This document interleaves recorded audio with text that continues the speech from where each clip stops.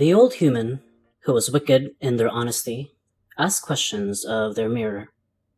When they were small, they asked, "Why am I afraid of the dark? Why do I feel I will be devoured?" And their mirror answered, "Because you have reason to fear. You are small, and you might be devoured. Because you are nothing but a shadow, a wisp, a seed, and you might be lost in the dark." And so they became large, too large for devouring.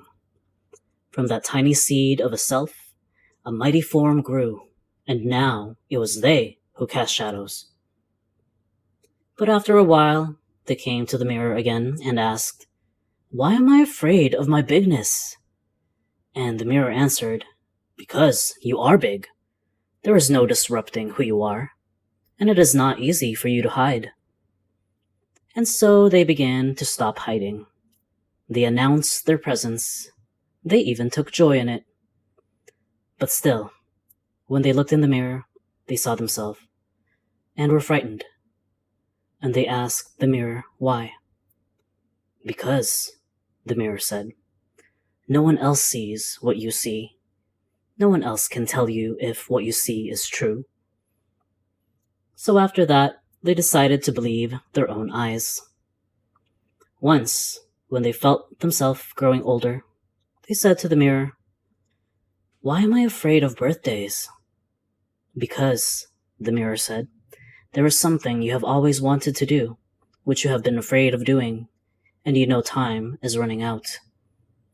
And they ran from the mirror as quickly as they could, because they knew in that moment they were not afraid, and they wanted to seize the time.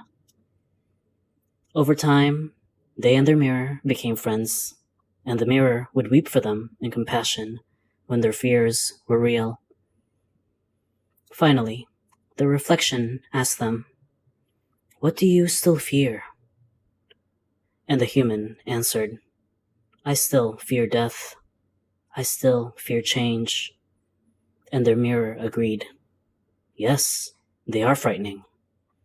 "Death is a closed door," the mirror flourished, "and change is a door hanging open." "Yes, but fear is a key," laughed the wicked old human. "And we still have our fears," they smiled. Adapted from Women in Nature by Susan Griffin. When considering style, most people probably only consider vision, whether or not this article of clothing looks good or matches together with this accessory, whether something pleases or displeases the eye, whether or not it makes coherent sense with what we have seen and recorded in our memory from the past. But to deepen our vision, let's take a closer look at value and color. Value refers to degrees of light and shadow, how bright or dark something is. A dualistic view of the world considers that light and dark are opposite forces battling each other. And we see how this has affected the development of human culture through the polarities we've projected out into the world.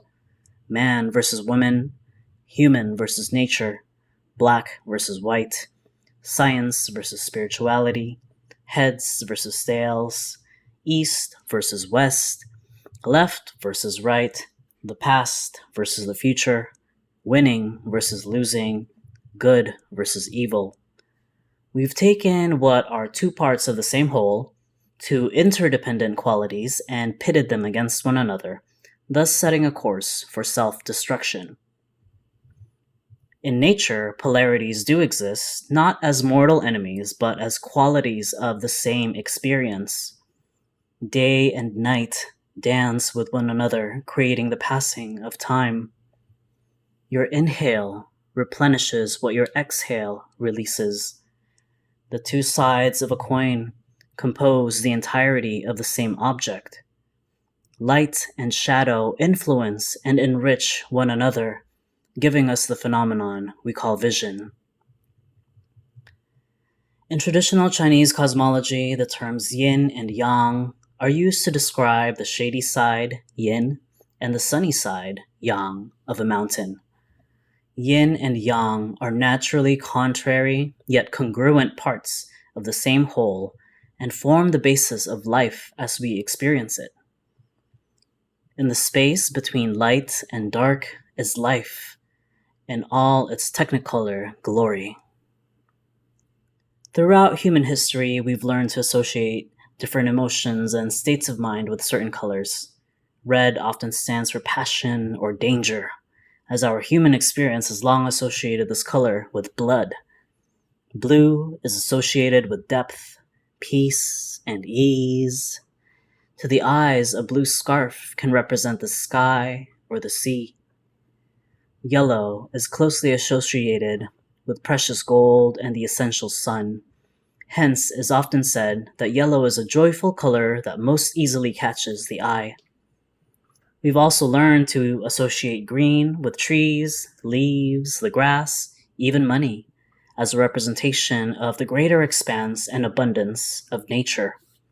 Therefore, seeing and wearing green can help induce the sense of belonging. In my daily life and personal expression of style, I tend to wear mostly black clothing. Every now and then, I like to add a pop of color to highlight how I'm feeling or how I want to feel. While I used to wear a wider range of colors and patterns, I decided to stick to wearing mostly black for convenience. It's definitely easier to shop for clothing. I go directly to the black rack and focus more intently on fabric type, quality, texture, and fit. On a deeper level, I also enjoy exploring things humans have often associated with the dark and the yin: mystery, chaos, and entropy, death, the feminine, the unknown. These are qualities I resonate with, and when I wear black, I feel closer to a rooted sense of myself. To sharpen your vision, begin taking note of what you feel when encountering specific colors. What emotions do violets and oranges bring up for you? Do you prefer darker or lighter shades of the same color? Cooler or warmer? Vibrant or pastel? Solids or patterns? When choosing what to wear, ask yourself, what story am I telling? What emotions do I want to feel and remind myself today? The world is a canvas, but not a blank one. There is already paint on the surface, ready for you to play with. So go for it. Paint with the colors of the external world to tell your inner story.